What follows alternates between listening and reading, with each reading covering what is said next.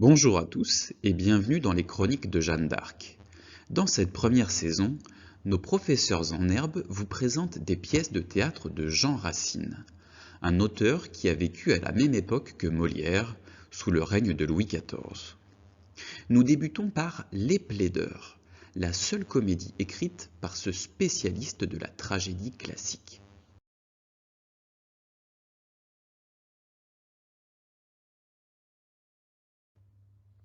Les Plaideurs est une pièce de théâtre du XVIIe siècle écrite par Jean Racine qui est né en 1639 et décédé en 1699. Cette pièce a été reprise de nombreuses fois dans différentes éditions et a été interprétée par de nombreuses troupes. Par exemple, Baptiste Cadet, dans le rôle de Dandin, a joué dans Les Plaideurs. Donc il faut savoir que Les Plaideurs est la seule comédie de Jean Racine. On peut même dire que c'est une satire. Donc une satire, c'est un texte passant par la moquerie, par la caricature pour critiquer un sujet. Pour écrire Les Plaideurs, Racine a puisé dans deux sources d'inspiration. Premièrement, le procès de Racine et deuxièmement, la comédie des guêpes d'Aristophane. Le procès de Racine, c'est un conflit personnel tiré de sa vie qu'il a eu avec la justice. Il a été long et compliqué par rapport à un héritage qui lui revenait. La comédie Les Guêpes critique également la justice. On retrouve d'ailleurs plusieurs scènes de cette pièce dans Les Plaideurs. Elle a été écrite en 422 par Aristophane, un dramaturge grec qui se spécialise dans la critique de la société. Quelques mois plus tôt, Molière écrit une comédie nommée Georges Dandin, qui met en scène un héros nommé Dandin, comme dans Les Plaideurs. Racine connaît son premier succès avec La Nymphe de la Seine en 1660. C'est une ode sur le mariage de Louis XIV et de Marie-Thérèse d'Autriche. Une ode, c'est un poème lyrique destiné à être accompagné de musique. Alexandre le Grand est une tragédie écrite en 1665. Cette pièce va faire l'objet d'un conflit entre Molière et Racine. Racine va d'abord la confier à Molière, puis à la troupe de l'Hôtel de Bourgogne. Molière va considérer ça comme une trahison et ne va jamais s'en remettre. La comédie Les Plaideurs est écrite en 1668. Elle sera représentée une première fois à l'Hôtel de Bourgogne sans succès, puis à Versailles où elle connaîtra un vif succès. Elle loue indirectement la politique réformatrice de la justice du roi et de son ministre Colbert. Une politique réformatrice, c'est une politique qui préconise des réformes visant à transformer l'ordre social existant. La comédie Mithridate a été représentée en 1673, la même année que la réception de Racine à l'Académie française. Il faut savoir que s'il a été élu à l'Académie française, c'est grâce à sa pièce Les Plaideurs qui fait l'éloge de la politique réformatrice de la justice du roi. La tragédie Iphigénie a été représentée en 1674 à la même occasion que l'anoblissement en tant que trésorier de Jean Racine. La pièce est composée de deux intrigues. L'intrigue principale tourne autour du personnage Dandin, qui est un juge qui ne peut s'arrêter de juger. Son vice Léandre, son portier Petit-Jean et son secrétaire L'Intimé tentent d'empêcher Dandin d'exercer sa manie de juger en l'enfermant chez lui. Pour ne pas qu'il perde la tête, ils organisent un faux procès autour du chien Citron, accusé d'avoir volé un chapon. Petit-Jean et L'Intimé prennent le rôle des avocats de l'accusé Citron durant le procès. L'intrigue secondaire met en scène l'histoire d'amour entre Léandre et Isabelle, qui est la fille de Chicaneau, qui est un plaideur chicaneur, d'où son nom. Chicaneur, ça veut dire qui chipote et qui crée des problèmes pour rien. L'Intimé, habillé en huissier et Léandre en commissaire, vont signer un acte de mariage déguisé en procès-verbal à Chicaneau, permettant ainsi le mariage de Léandre et Isabelle.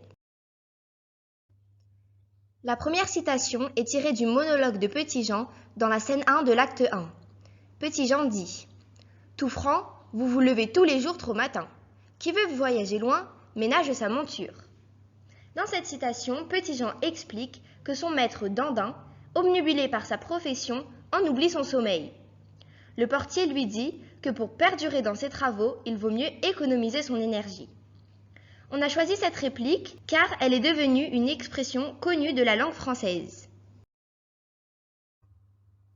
Dans la deuxième citation, tirée de l'acte 3 de la scène 3, L'Intimé parle à Dandin, Petit-Jean et Léandre dans le cadre du procès du chien Citron. Il dit « Voici le fait. Un chien vient dans une cuisine, il y trouve un chapon, lequel a bonne mine. Or, celui pour lequel je parle est affamé, celui contre lequel je parle au thème plumé. et celui pour lequel je suis prend en cachette celui contre lequel je parle.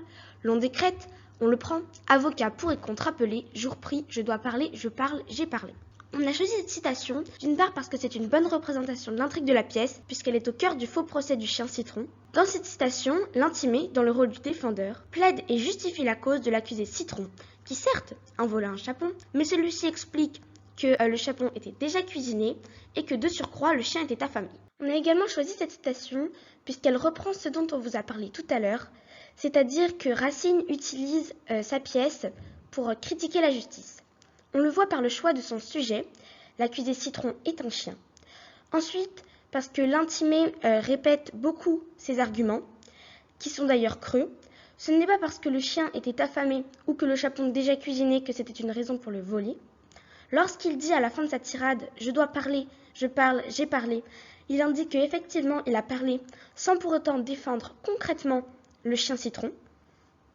Et ensuite, il le dit sur le même rythme et le même procédé d'assonance que Jules César, qui dit « Winnie, Widi, Wiki », c'est-à-dire « Je suis venu, j'ai vu, j'ai vaincu ».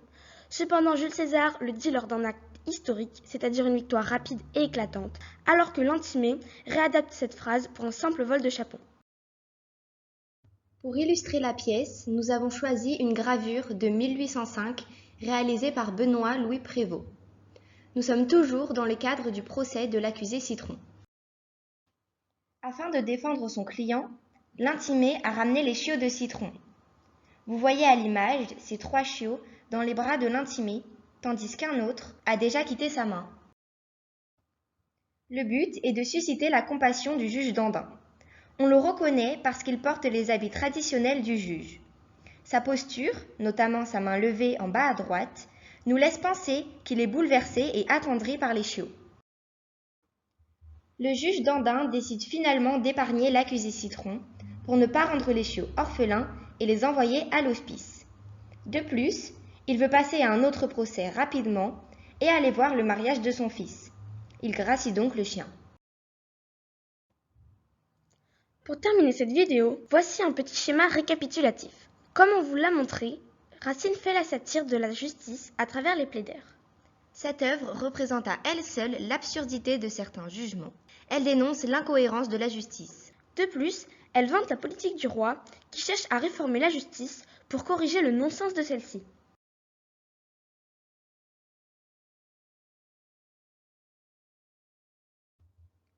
Merci d'avoir regardé cette vidéo jusqu'au bout.